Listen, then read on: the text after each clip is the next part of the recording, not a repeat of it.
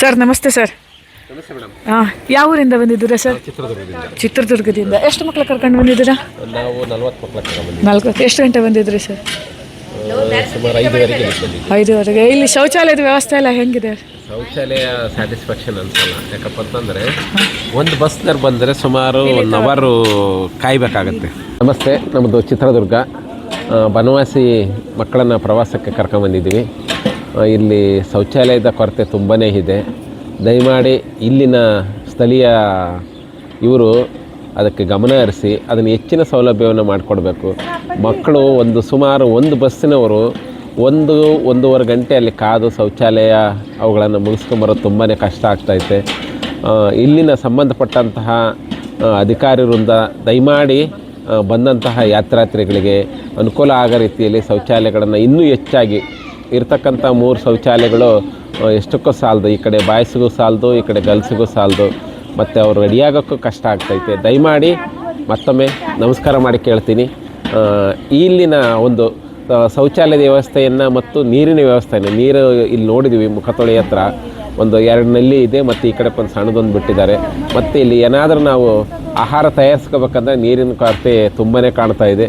ದಯಮಾಡಿ ಆ ವ್ಯವಸ್ಥೆಯನ್ನು ಮಾಡಿಕೊಟ್ರೆ ಬನವಾಸಿಗೆ ಬರ್ತಕ್ಕಂಥ ಯಾತ್ರಾರ್ಥಿಗಳು ತುಂಬ ಖುಷಿಯಿಂದ ಬಂದು ತಮ್ಮ ಯಾತ್ರೆಯನ್ನು ಮುಗಿಸ್ಕೊಂಡು ದೇವರ ದರ್ಶನ ಮಾಡ್ಕೊಂಡು ಹೋಗ್ತಾರೆ. ದಯಮಾಡಿ ಆ ವ್ಯವಸ್ಥೆ ಮಾಡಿ ಅಂತೇಳಿ ಈ ಸ್ಥಳೀಯ ಅಧಿಕಾರಿಗಳಲ್ಲಿ ನಾನು ವಿನಂತಿ ಮಾಡ್ಕೊಳ್ತೀನಿ. ನನ್ನ ಹೆಸರು ರುದ್ರಮುನಿ ಅಂತೇಳಿ, ನಾವು ಚಿತ್ರದುರ್ಗದಿಂದ ಬಂದಿದ್ದೀನಿ. ನಾನು 1999ರಲ್ಲೂ ಸಹ ಈ ಕ್ಷೇತ್ರಕ್ಕೆ ಭೇಟಿ ನೀಡಿದ್ದೀನಿ. ಆಗಲೂ ಸಹ ಶೌಚಾಲಯದ ಕೊರತೆ ಹಾಗೇ ಇದೆ. ಮತ್ತು 2013ರಲ್ಲೂ ಸಹ ನಾನು ಬಂದಿದ್ದೀನಿ. ಬದಲಾವಣೆ ಏನೂ ಆಗಿಲ್ಲ. ಈಗಂತೂ ತುಂಬಾ ಕನಿಷ್ಠ.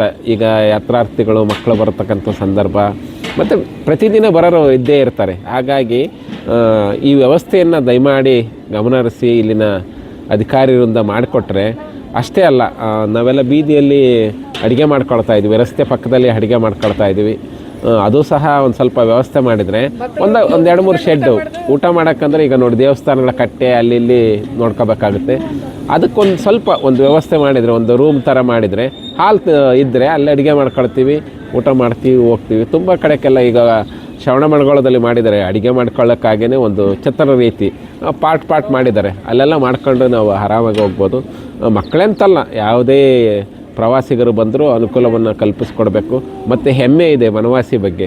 ಆ ಹೆಮ್ಮೆಯನ್ನು ಉಳಿಸ್ಬೇಕು ಅಂದರೆ ಇಲ್ಲಿನ ಅಧಿಕಾರಿಗಳಿಂದ ಆ ದಿಕ್ಕಲ್ಲಿ ಯೋಚನೆ ಮಾಡಿ ಅದನ್ನು ಅಭಿವೃದ್ಧಿಪಡಿಸಿದರೆ ಇನ್ನಷ್ಟು ಬಂದಂತಹ ಪ್ರವಾಸಿಗರು ಖುಷಿಯಿಂದ ಈ ಒಂದು ಕ್ಷೇತ್ರಕ್ಕೆ ಮತ್ತೊಮ್ಮೆ ಬರಲಿಕ್ಕೆ ಪ್ರಯತ್ನ ಮಾಡ್ತಾರಂತ ಹೇಳ್ತಾ, ಈ ಬನವಾಸಿಯಲ್ಲಿ ವಾಸ ಮಾಡ್ತಕ್ಕಂಥ ಇಲ್ಲಿನ ಗ್ರಾಮಸ್ಥರು, ಅದರಲ್ಲೂ ಯುವಕರು ಇಷ್ಟೆಲ್ಲ ಅವ್ಯವಸ್ಥೆಯ ಆಗರವನ್ನು ಕಂಡು ಇಲ್ಲಿನ ಸ್ಥಳೀಯ ಇವುಗಳನ್ನು ಯಾಕೆ ಪ್ರಶ್ನೆ ಮಾಡಿಲ್ಲ ಅಂತಲೇ ನಾವು ಅಂದ್ಕೊಳ್ಳೋದು.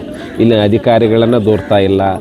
ಮತ್ತು ಈ ಗ್ರಾಮಸ್ಥರು ನಮ್ಮಲ್ಲಿ ಇಂಥ ಒಂದು ಕ್ಷೇತ್ರ ಇದೆ, ಇದನ್ನು ಅಭಿವೃದ್ಧಿಪಡಿಸ್ಬೇಕು ಅನ್ನೋ ನಿಟ್ಟಿನಲ್ಲಿ ಯಾಕೆ ಕೆಲಸ ಮಾಡಿಲ್ಲ ಅಂತಲೇ ನಾವೆಲ್ಲ ಅಂದ್ಕೊಳ್ಳೋದು. ಯಾವುದೇ ಸರ್ಕಾರದ ಅಧಿಕಾರಿಗಳನ್ನು ನಾವು ಇಲ್ಲಿ ದೂಷಣೆ ಮಾಡ್ತಾ ಇಲ್ಲ. ಇಲ್ಲಿರ್ತಕ್ಕಂಥ ಸ್ಥಳೀಯ ವ್ಯವಸ್ಥೆಗಳನ್ನು ಇವ್ರು ಯಾಕೆ ಪ್ರಶ್ನೆ ಮಾಡಿಲ್ಲ, ಇನ್ನೂವರೆಗೂ ಪ್ರಶ್ನೆ ಮಾಡಿದೆ ಸುಮ್ಮನೆ ಇದಾರಲ್ಲ ಅಂತ ತುಂಬ ಬೇಸರ ಆಗತ್ತೆ. ಇಲ್ಲಿನ ಗ್ರಾಮಸ್ಥರನ್ನೇ ಮಾಡೋದು, ಬನವಾಸಿ ಗ್ರಾಮಸ್ಥರನ್ನೇ ಬೈಕೊಂತೀವಿ. ಇಲ್ಲಿನ ಅಧಿಕಾರಿ ವೃಂದಗಳು ಪ್ರಶ್ನೆ ಮಾಡದೆ ಬಿಟ್ಟಿರೋದ್ರಿಂದಲೇ ಅದೆಲ್ಲ ಆಗಿಲ್ಲ ಅಂತ ಅನಿಸುತ್ತೆ. ಹಾಗಾಗಿ ದಯಮಾಡಿ ಗ್ರಾಮಸ್ಥರು ಒತ್ತಡ ತಂದು ಇದನ್ನು ಅಭಿವೃದ್ಧಿಪಡಿಸಲಿ ಅಂತ ನಾನು ಆಶಿಸ್ತೇನೆ. ಇಲ್ಲಿ ನೋಡಿ, ರಸ್ತೆ ಪಕ್ಕದಲ್ಲೇ ಅಡುಗೆ ಮಾಡ್ತಾ ಇದ್ದಾರೆ. ಈಗ ರಸ್ತೆದಲ್ಲೇ ಕುತ್ಕೊಂಡು ಮಕ್ಕಳೆಲ್ಲ ಊಟ ಮಾಡಬೇಕು. ಇಂಥ ಅವ್ಯವಸ್ಥೆ ಆಗರ ಬನವಾಸಿಯಾಗಿದೆ.